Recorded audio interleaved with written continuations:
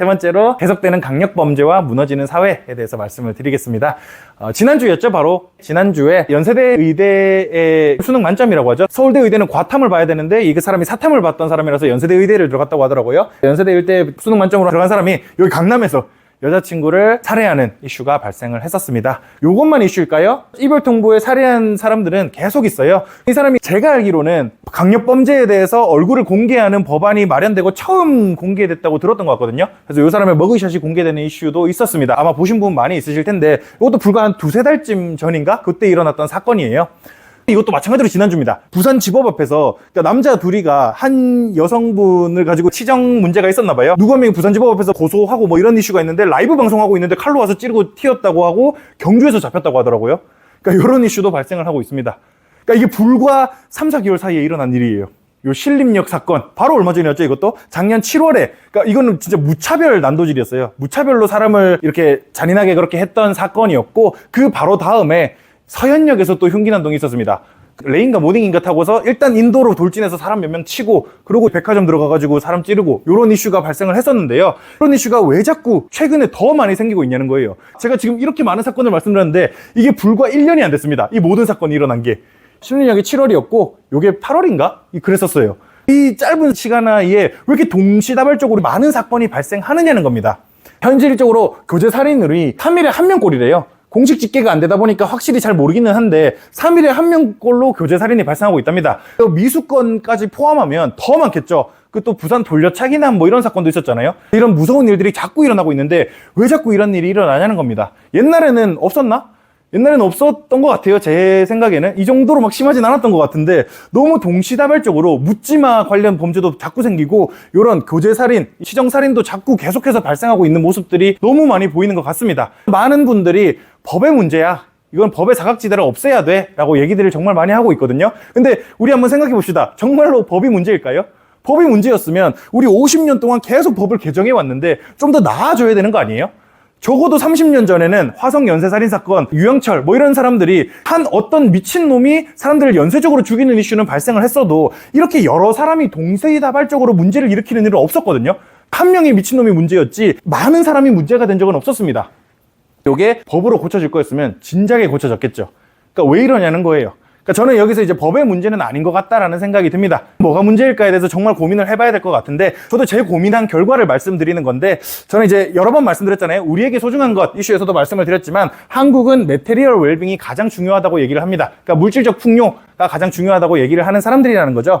그리고 더 잘 살아졌는데 더 불행해진 나라, 여기서도 입소스에서 발표했던 글로벌 해피니스 조사 결과에서 이 매테리얼 포지션, 여기가 우리나라가 제일 불만족이다라는 거를 보여주고 있었잖아요. 요것들이 가장 큰 문제를 맞는 거 아닐까라고 생각을 하고 있습니다. 황금 만능주의, 물질 만능주의, 배금주의라고도 얘기하죠. 우리는 지금 너무 물질이 모든 것들을 다 해준다라는 인식 속에서 살고 있게 돼버렸다는 거예요. 저는 여기에 불을 지폈던 게 뭐 인터넷도 인터넷이지만 이런 프로그램이 아닐까라고 개인적으로 생각을 하고 있습니다. 이 힙합 하시는 분들이 뭐 플렉스 어쩌고저쩌고 하면서 오빠 차 뽑았다 뭐 이런 얘기하고 그런 것들이 그렇게 못하면 아무것도 아닌 건가? 라는 인식을 자꾸 심어줬던 것 같아요. 저는 이제 힙합을 별로 좋아하는 편은 아닌데 이찬혁은 진짜 이 힙합의 경종을 조금 울렸다라고 개인적으로 생각을 하고 있거든요. 힙합이 그래도 낭만이 있었던 시절은 있었다고 생각해요. 돈 한 푼 안 되더라도 나 디스했어? 나도 디스한다. 나 밖에서 현피 까자. 이러고 현피 한번 까고 술 한잔 마시고 친구 먹고 이런 낭만이 있었던 시절의 힙합은 그래도 좀 멋있었던 것 같습니다. 근데 점점 힙합이 가면 갈수록 플렉스가 전부가 되고 나 돈 많아 이런 소리밖에 안 남게 되면서 멋 없어진 것 같아요. 정말로. 그래서 이찬혁이 우린 돈보다 사랑이 트로피보다 철학이 명품보다 뭐 동네 할아버지 할머니 패션 이런 얘기를 하잖아요. 정말로 그게 더 중요한 것 같습니다. 또 한 가지 문제는 뭐냐면요. 물질이 전부인 사회에서 이 안티 디프레센트가 그거거든요. 항우울제. 전 세계적으로 항우울제 처방이 1000명당 우리나라 13명으로 압도적으로 낮습니다. 요게 압도적으로 낮다는 게 뭔 말이냐면요. 정신과를 안 간다는 뜻이에요, 사람들이. 우울증은 마음의 감기예요. 그러니까 우울증은 진짜로 잘못된 병인 게 아니라 심각한 정신병인 게 아니라 내 마음에 감기가 걸린 게 우울증이에요. 근데 그것조차도 아무도 병원 갈 생각을 못 한다는 거예요. 왜냐? 나 우울해 라고 얘기하면 너가 나약해서 그래 라고 밖에 다들 얘기를 하지 않는다는 거예요. 그 사람이 나약한 게 아니고 진짜 우울할 수 있고 뭐 그냥 기분이 잠깐 우울할 수도 있으면 그냥 이제 위로해주면 그만인 건데 근데 그게 너무 길게 지속된다거나 하면 정말로 처방이 필요하고 치료가 필요합니다. 감기도 심하면 감기약 먹잖아요. 똑같은 거예요. 우울증도. 근데 우리는 너무 지나칠 정도로 그 우울증이란 거를 정신병으로 치부해버리고 그 마음의 감기를 너무 심각한 질병인 마냥 해석해버린다는 겁니다. 이러다 보니까 우리는 항우울증제조차도 처방받을 수 없는 사회에 살아가고 있는 거예요. 또 1월에 극단선택 사망자가 전년 대비 32% 늘었습니다. 진짜 국가 붕괴예요, 이 정도면. 무슨 자살자가 32% 느는 게 말이나 됩니까?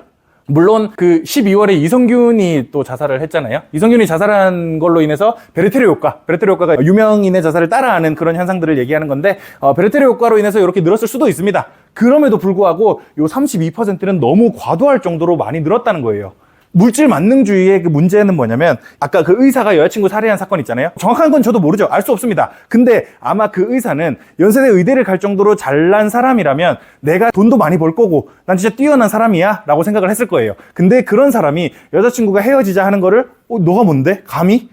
이런 생각을 할 수밖에 없게 되는 거죠. 그러니까 저는 이거를 이렇게 표현해요. 작은 김정은이 이 나라에 너무 많이 양산됐다. 배우 김정은 아니고요. 그 북계수장 김정은 맞습니다. 그래서 다 자기 마음대로 할 수 있을 거라고 생각하는 작은 김정은이 이 사회에 너무 많이 양산돼 버렸다고 생각해요. 잘난 사람들은 다 작은 김정은이 돼 버렸고요. 못난 사람들은 누군가를 무차별적으로 죽이거나 아니면 내가 죽거나 너무 극단적으로 가버리게 되는 상황이 만들어지고 있다라는 개인적인 생각을 하고 있습니다. 이걸 법으로 바꿀 수 있을까요? 아닙니다. 우리는 매우 중요한 일을 하고 있어요. 우리가 매우 중요한 일을 하고 있다고 생각이 드는 게 뭐냐면 우리는 보험을 팔잖아요. 보험을 파는 거는 우리 돈을 이용해서 우리의 가족, 나의 꿈, 그리고 내 미래 이런 것들을 지킬 수 있게 만드는 게 보험이에요. 우리는 돈보다 중요한 것들을 돈을 통해서 얻을 수 있도록 돕는 일을 하고 있습니다. 그래서 이 사회에서 매우 가치 있는 일을 하고 있다는 생각을 저는 개인적으로 하고 있어요. 그 사람이 저를 무시하든 무시하지 않든 저는 그런 일을 하고 있다고 믿습니다. 실제로 그리고 그렇게 믿는 만큼 더 제가 강하게 그리고 더 자신 있게 삶을 살아갈 수 있다고 생각하기도 하고요. 그래서 이런 말을 봤어요. 오글거린다라는 말이 나오고 사람들에게 감성이 사라졌고 선비라고 표현하지만 십선비겠죠? 십선비라는 말이 나오고 절제하는 사람이 사라졌고 나댄다라는 말이 나오자 용기 있는 사람이 사라졌고 설명충이라는 말이 나오자 자기가 아는 지식을 나누려는 사람들이 사라졌대요. 1번 이슈 말한 거 너무 설명충이었나요? 근데 이젠 여기에 누칼협이 이제 2, 3년 전쯤에 유행을 또 했던 말이었죠. 누가 칼 들고 협박함? 이런 얘기로 인해서 자신의 행동을 책임을 지는 사람이 사라졌고 알바노? 이것도 이제 2, 3년 전쯤에 같이 유행했죠. 타인의 의견을 존중하는 사람들이 사라졌고 이것도 요즘 또 유행하더라고요. 뭐 이렇게 나 진짜 이런 걸 왜 유행하는지 모르겠어요 진짜.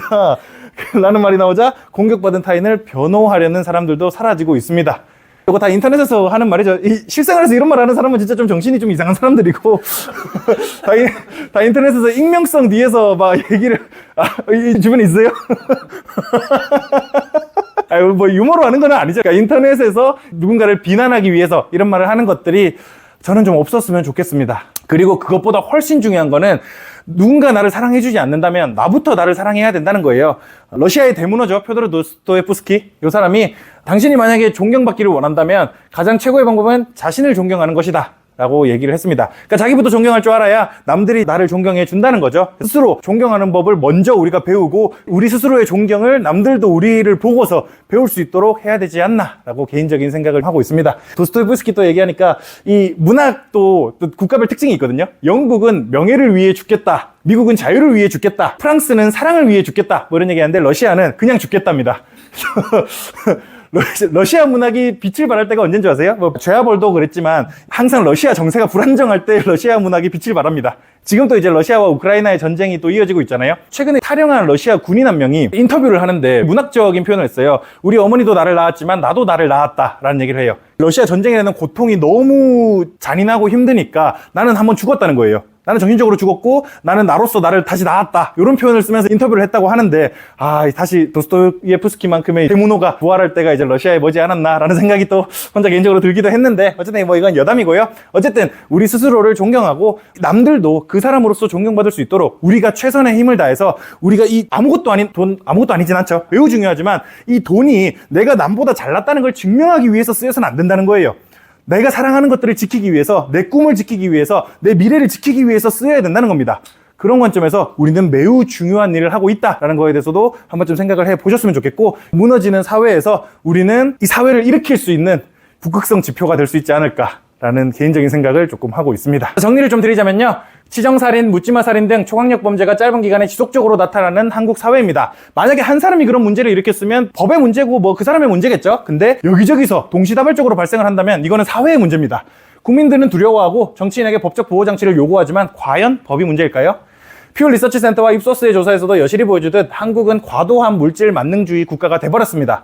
개인보다 집단이 중요한 동양권 문화와 맞물려 물질이 집단 내 비교의 척도가 되어버린 사회이고요. 인터넷은 비교 정신에 불을 붙였고 쇼미더머니 같은 프로그램은 기름을 부어버렸습니다. 돈을 많이 벌게 된 사람들은 사회의 축혀 세움에 작은 김정은과 같은 모습을 보여주고 있고요. 반대의 경우는 사회의 비난과 경멸에 정신적으로 피폐해져 묻지마 범행을 하거나 누군가를 죽이거나 내가 죽거나를 하게 된다는 거예요. 행복, 사랑, 의리, 가족, 꿈, 낭만 이런 좀 촌스럽고 오그라드는 단어들은 돈이나 물질보다 훨씬 가치 있다는 거를 우리가 기억해야 됩니다. 우리 요 소중한 것들, 제가 적지 못했지만 또 다른 소중한 게 있을 수도 있겠죠. 그런 것들보다 돈을 더 소중하게 생각하지 않았으면 좋겠다라는 개인적인 생각을 가지고 있습니다. 그리고 우리가 하는 일은 매우 중요한 가치를 가지고 있다는 거에 대해서도 한 번쯤은 생각을 해보셨으면 좋겠습니다. 돈보다 소중한 것들을 돈을 통해서 지킬 수 있는 거니까요. 여기까지가 제가 이번 주에 준비한 이슈였고요.